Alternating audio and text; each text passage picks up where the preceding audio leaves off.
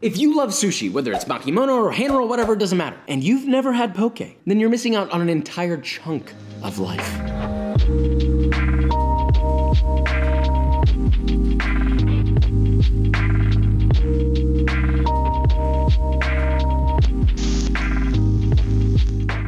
Wait, just stop. What is a Pokeball? In essence, it's a perfect example of the perfect combinations of food that have been created by Hawaiian cuisine. It's essentially sashimi, and in most cases sashimi tuna, that's dressed beautifully in a very sort of Japanese-influenced sauce, marinated with all sorts of good, delicious, oh my god, and sometimes put on top of rice. Before we get all nitty gritty in this, I know that like plating it all crazy and beautiful with the avocado fanned out and a sprinkle of cilantro and this and that, and it's all organized and it's not usually like that in Hawaii, okay? You eat it straight up and sometimes you have a little side of rice or whatever. The point is the marination period, the flavors of the fish. That's the beauty of it, not the rice and all the other fancy stuff, it's the fish. So we're gonna adhere to the ideals that make a proper Hawaiian poke and maybe elevate it a little so we can feel like we're on a nice, easy, breezy island.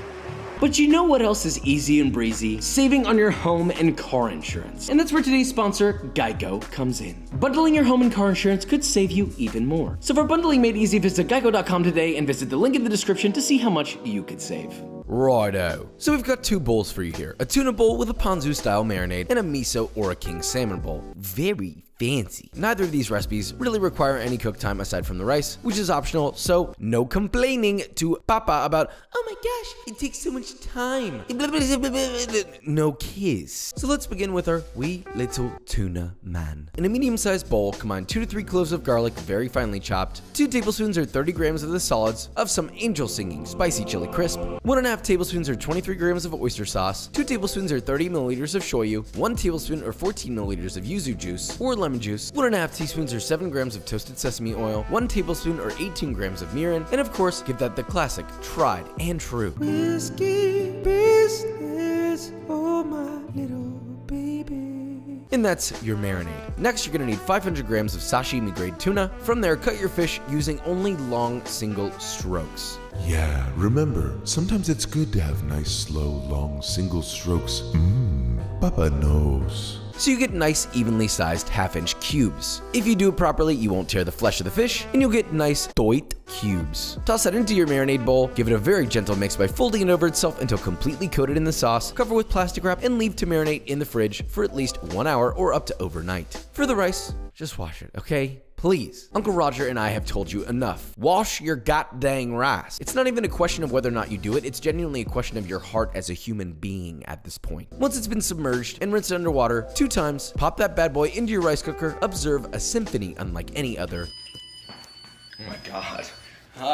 Stop! And let the machine do its thing. This is 2 cups of tamaki sushi rice and 2 cups of filtered water for those of you who are gonna ask. Next up is fried shallots. For this whole recipe, you'll need 4 to 6 shallots depending on their size. Cut off their tops, leaving the root attached, peel them, and then slice them as evenly as possible into 1/4-inch slices. Place your shallots in a small pot and add enough cold vegetable oil to completely submerge the shallots. Place it over medium-high heat and let that heat up and cook while constantly stirring with chopsticks, and when I say constantly, I mean do not stop stirring, ever. And you'll notice that they begin to slowly cook, then fry, then those bubbles will begin to subside and the shallots will start to float, and once they're about 95% of the way to golden brown and the bubbles have subsided, pull them out of the oil and drain immediately on a paper towel. Season them generously with salt while they're hot, and trust me when I say you want to pull these a little bit early because they're going to continue to brown after being removed, and nobody likes when someone burns shallots. Papa, no embrace if you burn the shallots. Now remaining for this bowl, you'll need half an English cucumber cut into 1/8 of an inch thick slices. 1 avocado sliced into 1/4-inch thick slices and fanned out lightly. Then for the herbs, you're gonna need a good 50-50 mix of Thai basil leaves torn and fresh cilantro leaves tossed together, however much or as little as you need. To assemble the bowl, well, you're gonna need a bowl, silly goose. Then first add a nice bed of steamed rice, so nice you can almost take a nap on it. Then your sliced avocado, some flaky salt, a generous spoonful of your marinated tuna, along with some of its marinade, your sliced cucumber, and a nice handful of your herb mix. And that's it for Monsieur Tuna. And now we just need to taste test. Right, so typically you can eat this however you want. You wanna take a little bite of the avocado? I prefer to give it a little mix. You know, got all this nice sauce, get some of that into the rice, and then you get a little bit of everything in one bite. Little avo, little fish, little rice. I'm gonna build this bite. Okay. Right off the bat, it's essentially like a sushi roll, or a makimono if you will, in the format of a bowl, but wait, there's some sort of tropical freshness to it. I'm in Hawaii right now. The breeze is in my hair, it feels nice, it feels right, completely unhindered, basic poke bowl, but I want to take it a step further and do something a little less traditional with salmon. Okay, next up is the little salmon man. And it's even easier. Get a medium-sized bowl, add in 2 tablespoons or 29 grams of mayonnaise. Nice. 2 tablespoons or 38 grams of white miso, 1 tablespoon or 14 grams of sriracha, 2 teaspoons or 7 grams of soy sauce. Give that a nice whisk until completely smooth. Then snag yourself 500 grams of sashimi grade salmon, ideally Ora King, but you know, it's expensive, so. Then just as before, Papa's long, slow strokes. And slice that salmon into beautiful half-inch cubes. Add those cubes to the marinade, toss to coat thoroughly, and feel free to add any spices or acidity here if you wish. I added a little bit of togarashi just to give it some spice. Then just cover that and let that marinate in the fridge for 1 hour and up to overnight. See, just like before. Another thing we need are orange supremes. So the way I like to do it is with the petty or paring knife. Start by cutting across the top where the stem attaches, kind of like I'm going to remove the entire top, but then stop about 3/4 of the way through. And this is the trick. Slightly turn your knife so it runs along the orange, and then just carefully saw while turning the orange constantly to remove that peel as close to the flesh and pith as possible. Then just working your way down the entire orange until you have a fully peeled orange like so. And she's just beautiful. You'll need about 3 medium oranges peeled like this. And once all those are done looking kind of Nike, you'll notice these sort of membrane vein lines that run along the entire orange. Using your knife, you're gonna cut out the segments in between those lines like so. Avoid getting any of that membrane in that cut, and it'll leave you with a totally tender and juicy piece of orange. Then repeat that process and get every single segment out of all of your oranges. And you've done it. Look at you being fancy. Now, to assemble the bowl, first, of course, start with your rice, obviously. Next up, your salmon. Hit that salmone with a little togarashi spice and green onion, both optional but tasty, and it looks nice, all right? Can you just try? Then some blanched edamame, julienne carrot, which can totally be raw and unadulterated, or you can pickle them if you're a real culinary hype beast by literally just making any of my pickle liquid recipes, you know, 1:2 ratio of water to vinegar, salt and sugar to taste, bring to a boil, and pour on your carrots. Then let them sit at room temp until they are room temp, and they are now pickled. Anyway, those go into a bowl. I twirled them up because, you know, gotta do something extra. Followed by some thinly sliced green cabbage and 5 to 7 orange supreme segments. And that is your salmon bowl. Okay, so here we have 2 different beautiful bowls. We've taste tested the other one, so let's see if we have an optimal choice. Do we go tuna, or is salmon the better option? Is it personal preference? I don't know, brother. Let's find out. Wait, I didn't say I was ready. Vikram just started rolling. He didn't even ask if I was ready. He's like, all right, ready, go, rolling. Didn't even wait for me.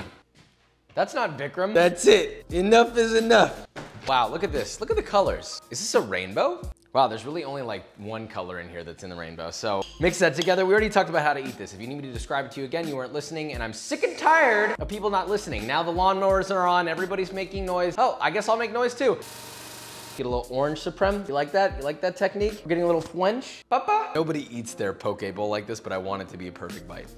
Oh yeah, this is the one. Oh, it's a little spicy. So between these 2 bowls, is there a better one? Salmon, tuna. I don't know that I would say that this is better, but I would go for this more. If you want something a little more relaxed, honest poke, then you go this route. But if you want something higher up, multiple textures, it's juicing in your mouth, it's crunchy, it's sweet, salty, fatty, rich, umami, then the salmon bowl is for you.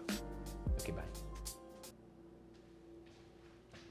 You wanna know what else has perfectly steamed rice and of course, long, slow strokes? B-roll.